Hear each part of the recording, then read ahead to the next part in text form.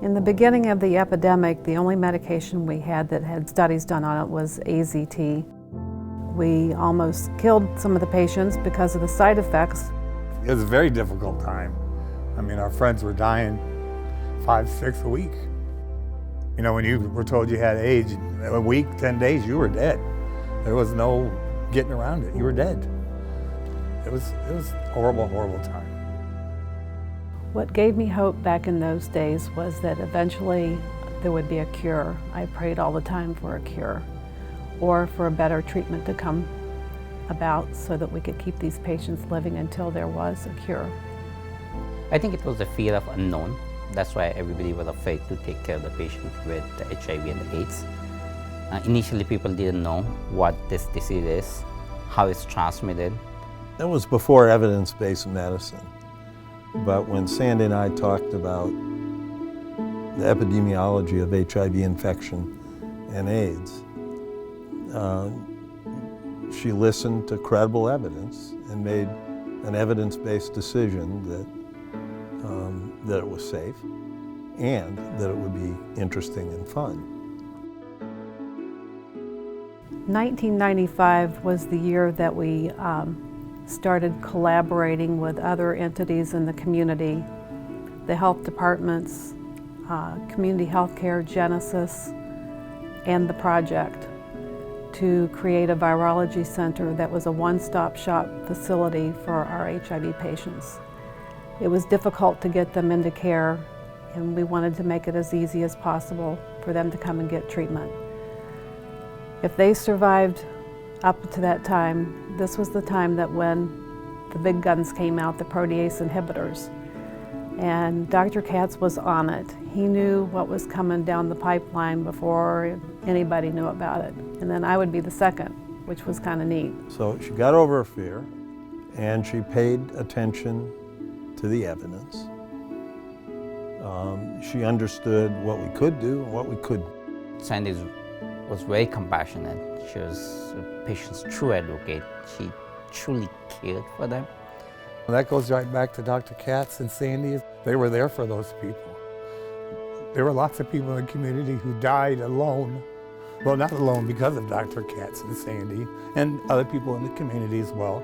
But their families just shunned them, go away. Literally threw them out on the streets. And it, you know, what more can you say than that? Sandy is one of the best nurses I have worked with. She is compassionate. She truly cared for the patient.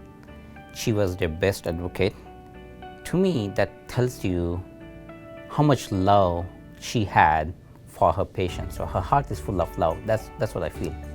She communicated very effectively with a population of patients that at times was difficult to communicate with. Didn't necessarily trust healthcare a lot. She managed to communicate clearly, effectively across what might be the most diverse patient population that anybody in the medical community had to deal with. Oh, Sandy really does deserve this award. She was there for every single one of them. Not one, but I know she would not take credit for it, but she deserves it. You could call her anytime and she would do her best to get back to you as soon as she could. You can ask anybody that's ever been to her. I bet you they'd call her angel, our angel. She's right there. I think she truly deserves it. I don't think she did this to win this award, but she truly deserves it. My job was to read the literature and sign the procedures that allowed the clinic to run. Sandy's job was to execute the procedures that allowed the clinic to run. So she did all the work, and I think and thought when they named the award for me, either they should have named it for her, or at least she should have gotten the first award. I feel honored and grateful to receive this award. Thank you.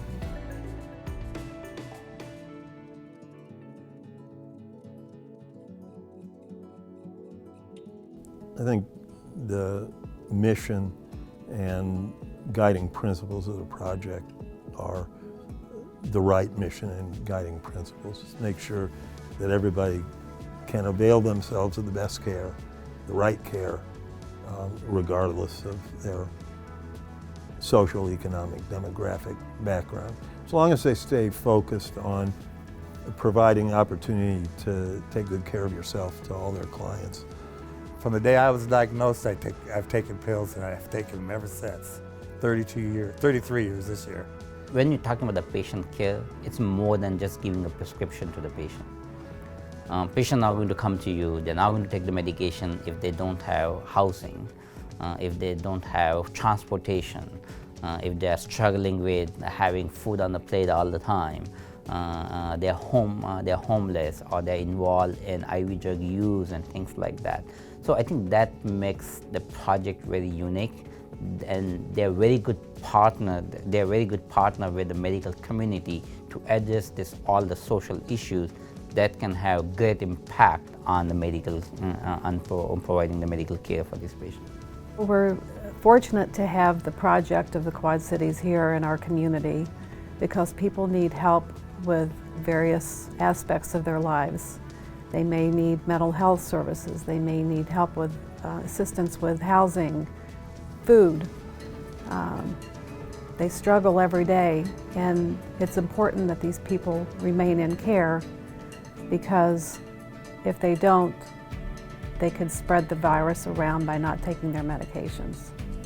Medical advances will continue to come, maybe not as quickly as they did in the early 90s, but they will. So it's a matter of finding clients and providing them the services required to make adherence to complicated chronic disease management programs. Take your medicine, have fun, don't be sad, because there ain't no reason to be sad. Ain't gonna do you no good. There's help everywhere. There's all kinds of great people over here at the project. I know most everybody here. Everybody's great. And there's a lot of people in the community as well that, will talk with you or hang with you or wherever you might need.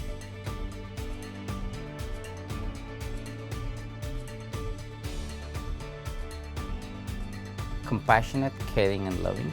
First, compassionate, very compassionate, love, and most of all, friend. West by God, Virginia.